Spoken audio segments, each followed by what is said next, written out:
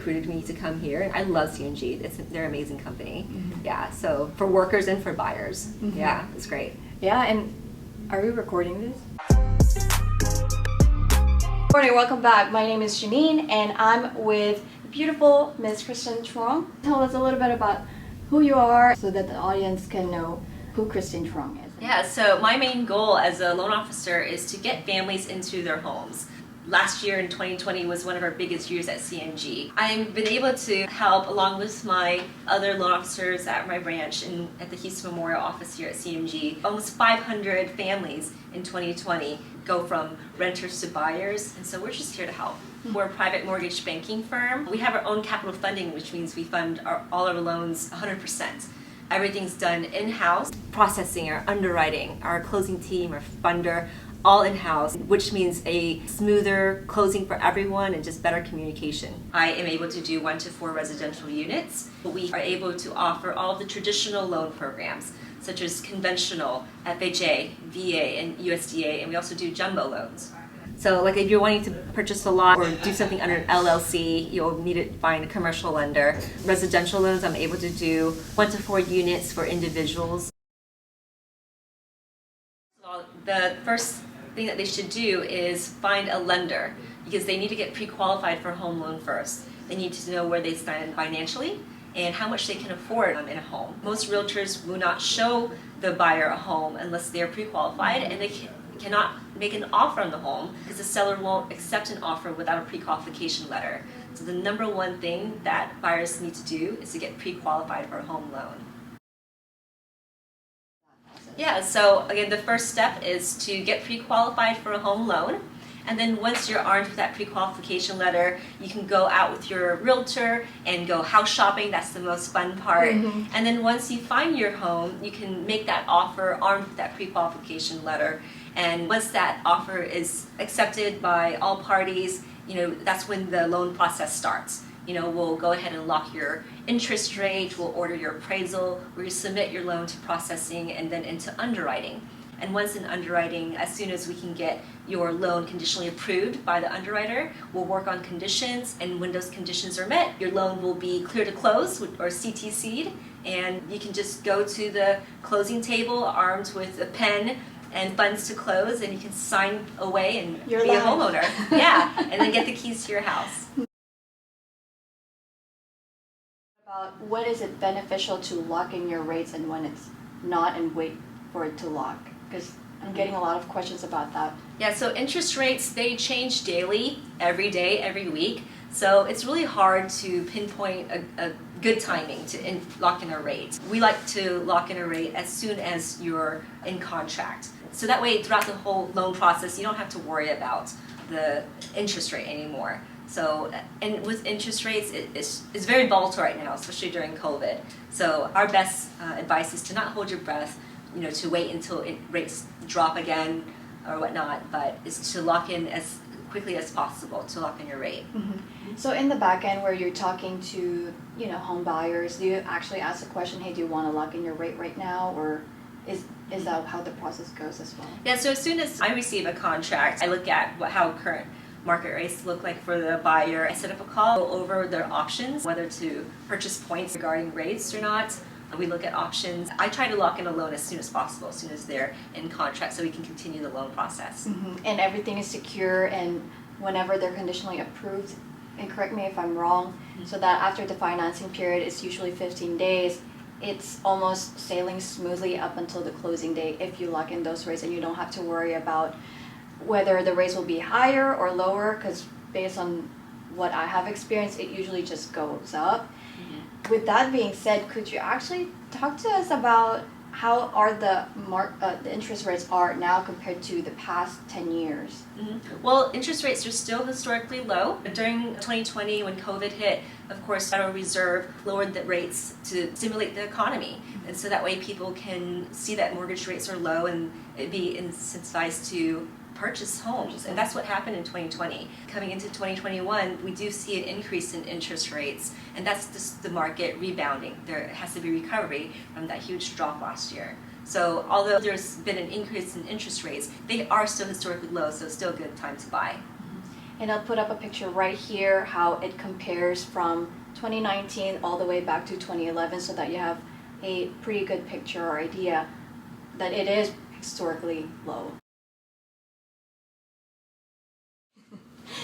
Okay, so let's say you got under contract with your dream house and your past option period and then your past financing period, which is usually 15 days, and now you're at the last week before you close on your home. Could you tell us what it looks like in your back end? Like, what are you doing to make sure that you are going to be in that closing table and everything will go smoothly?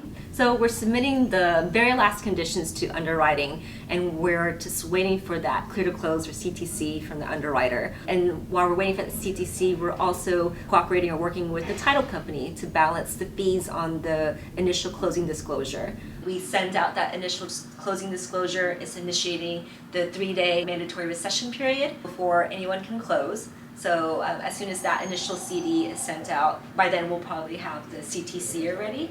And then we just send the final loan documents to the title company for the seller and the buyers to sign. And all the parties just have to show up with their IDs and their pen and funds to close and ready to sign. Mm-hmm. Unexpired, valid ID. Yes. Because you'll be working really closely with the buyers. What can they expect for you to ask them all of this while it's happening before the closing? Yeah, so buyers will definitely ask me, how much do I owe? How much should I bring to the table? So they're getting ready to go to their bank to either get that cashier's check or wire it to the title company. So as soon as we're able to finish balancing all the fees with the title company and finalize their cash to close, we do send them closing day instructions like how much is their cash to close, who they should write out their cashier's check to, or the wiring instructions to the title company. Also a reminder to bring a valid ID to closing. Mm-hmm. And what are the other questions that in the beginning that you ask them to, like with regards to financial information, and do you double check on them again on the second end half of the process, and why is that? Yeah, that's a really good question. So in the beginning of the loan process, when they're pre-qualifying and submitting conditions to the underwriter, one of the top things that we submit is income information, so like verification of employment. And so especially during COVID times when there's a risk of people losing jobs, we definitely double check the verification of employment towards the end of the loan process too. So a few days before we're expected to close, our team will reach out to the buyers' employers and double check that they're still employed pretty much. Mm-hmm. And that's what will help with getting that CTC, the clear to close. Okay, so we're gonna go into our next segment and we're gonna play whether it is a lender question or a realtor question. So the first scenario is the interest rate on our loan has went up since pre-qualification. What should we do? Lender question, realtor question? This is a lender question. As a loan officer, we are licensed to quote interest rates pretty much. Like even our assistants, our processors are unable to do that. So you really need to talk to a licensed loan officer when talking about interest rates. We have a mutual agreement that the seller would do the repairs and would need a signed letter of satisfaction. Who do we ask for it and what do we do? This is a realtor question. It's a realtor question. So basically what I do is if you agreed to repairs instead of cash to be credited in your closing, I do need to supply the lender of those repairs that has actually been done through a letter of satisfaction, and I coordinate with the listing agent. So the listing agent is the one that's working with the seller and the selling agent is me working with the buyers. What amount should we expect to bring at closing? And I think we touched on this a little bit earlier in the video. What amount should we bring to closing? Correct. When we are able to finalize and balance all the fees with the title company, we'll be able to provide the final closing disclosure, and that will be the final cash to close amount you need to bring to closing. So that include your down payment, all of your closing costs, any prepaid items if you're escrowing. Yeah, that's not it. Can they ask for the preliminary closing documents for that? Oh yeah, so that's the initial closing disclosure that is mailed or emailed out at least 3 days before the closing date. That's what that is. Mm-hmm. Does the closing cost actually change, or is it variable, or is it whatever is on the paper is what they need to expect? Yeah, so this is definitely a lender question, and when the loan starts, we send what's called the initial loan estimate. And the key word here is estimate. We are only able to estimate your closing costs at the beginning. And then as soon as we're able to verify like the tax certificate, your home insurance policy,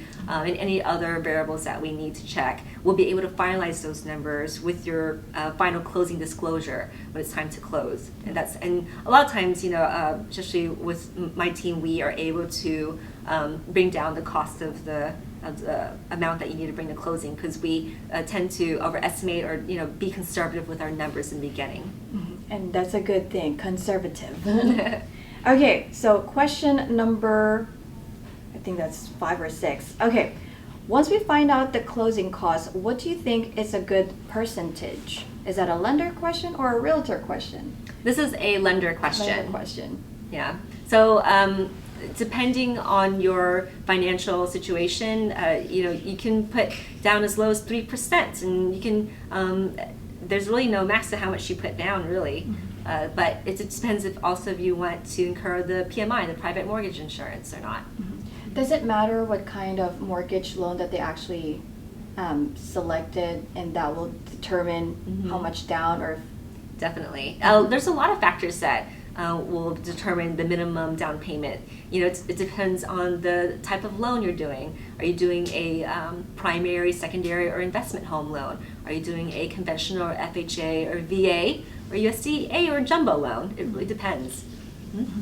Do you mind breaking it down to us, like what are the different percentages of down payment in those different kinds of loans? Mm-hmm. And I know some of them have really asked me, can I do a 0 down, 0 closing cost mortgage loan? Mm-hmm. Well, with CMG Financial, we have the conventional FHA, VA, jumbo, and USDA type loans. With the conventional, the minimum percent down, especially for first-time home buyers, is 3%. If you're not a first-time home buyer, then it'd be about 5% minimum down. And of course, all these scenarios are based only if you are able to qualify. And then with FHA loans, it's a minimum 3.5%. VA loans, it's 0% down, which is definitely a great perk, and VA loans don't incur any MI, mortgage insurance. Mm-hmm. USDA is also 0% down. And then with jumbo loans, a lot of lenders require a minimum 20% down. It really depends on which type of jumbo program that we do. Mm-hmm. What is the closing cost if we want to put this % down?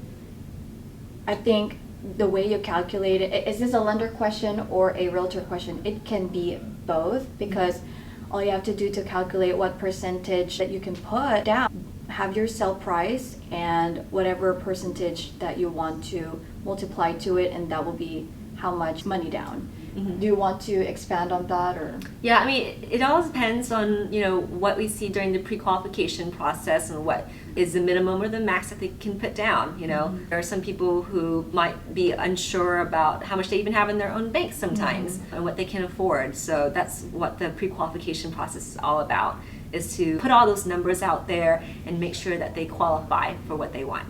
Awesome. Okay, that ends this game segment.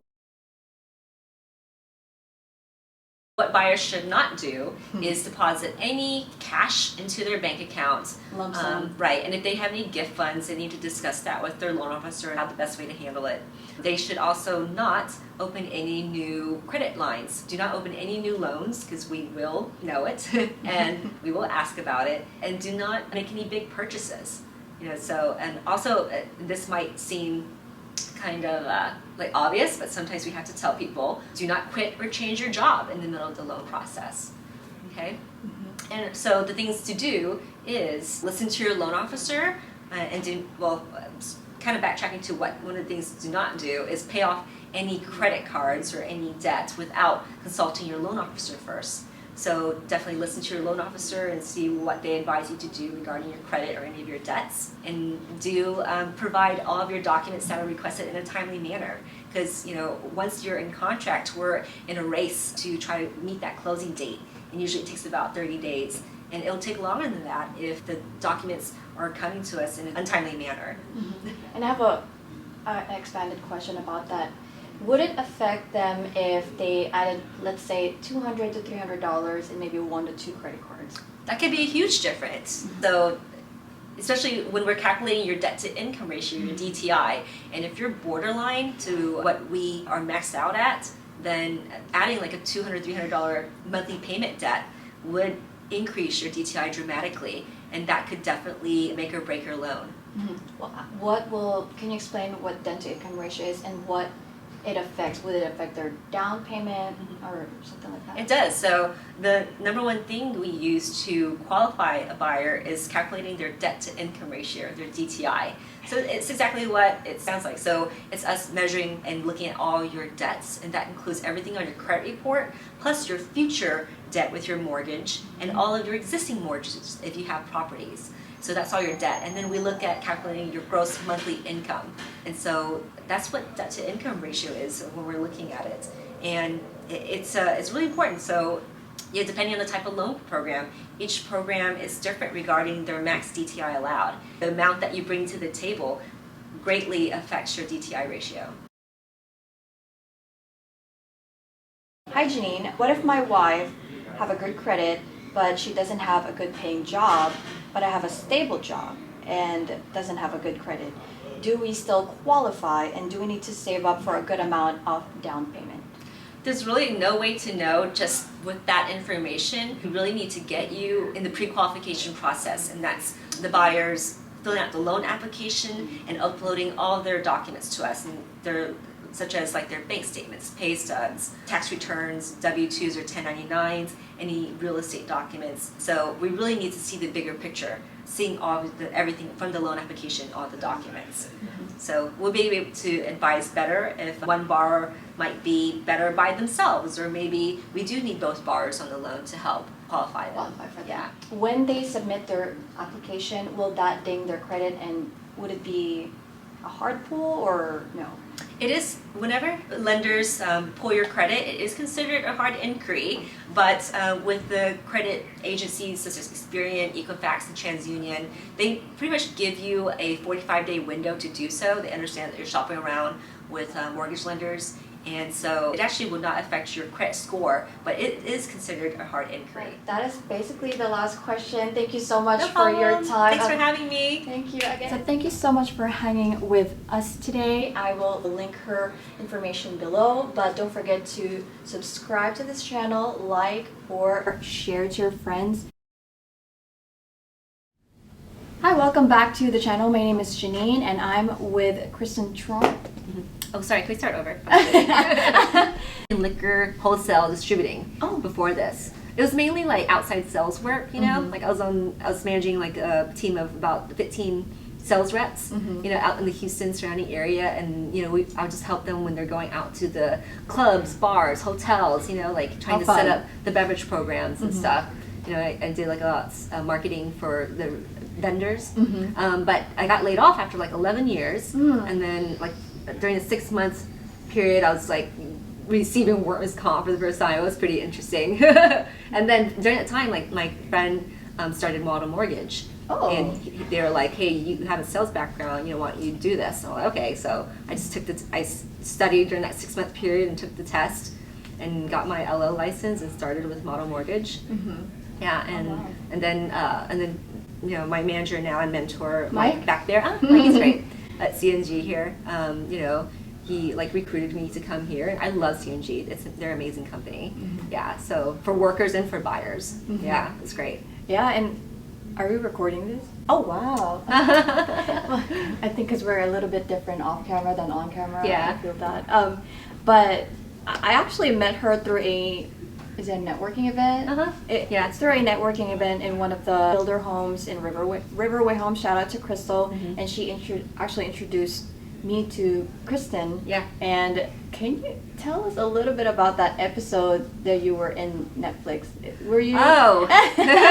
Yeah, it was my 5 minutes of fame. Maybe 5 seconds of fame. Oh my gosh, yeah, she's famous. No. Oh no, my good friends, the hosts, Washington, Leslie, Judy, Regan Ho, they have their own reality show on HBO Max. It's the House of Hoes, and it's all about like the successful immigrant family story, great family dynamics, you know, that they have. So yeah, definitely, you know, check them out if you haven't yet.